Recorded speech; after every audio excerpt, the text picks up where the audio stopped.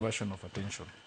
Achiel kuom dwaro mar familia mane waketo sigandgi e yamo en ni mondo tend piny Kenya okalo kuom migao matudo pinje maoko kata migao no mang'iyo tudruok mane pinje achiel gi machielo gidwaro ni mondo gidonjre weche go mondo gikony jogo momaki.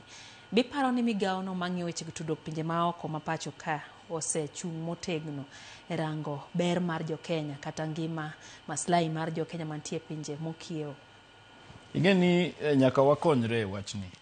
Kiyudo ni ng'ato otere ikawi ni wach matindo tindo ni imiele TikTok tiketi ni koro in itimo gine mar treason. Ingeni that is very serious offenses. In fact, treason ka e Kenya, the last time mane wawinjo that word, maybe kaji wito weche, but it has never been something miwinjo ga kae. Koro that means ni nyaka wayud kaka wakonyo gi legal support. Nikech nyaka watim what we can do.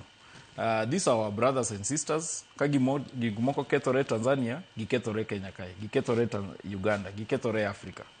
Koro that is why nyaka wadwar kaka wakonyo mwanyalo.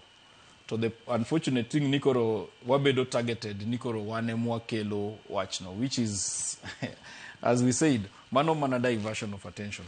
The issue of Tanzania osechopo kuma dhie UN, dhie weche mag gine ICC, dhie all the ways like Americans and EU, they've spoken about it. So it's not something nigi wacho ni wakia gimaendelea. Koro waseng'eyo. And it is something ma Kenya wakonyo nikech wamiyo jimo ong'eyo ni there is a problem maendelea Tanzania. Erokamano. Bende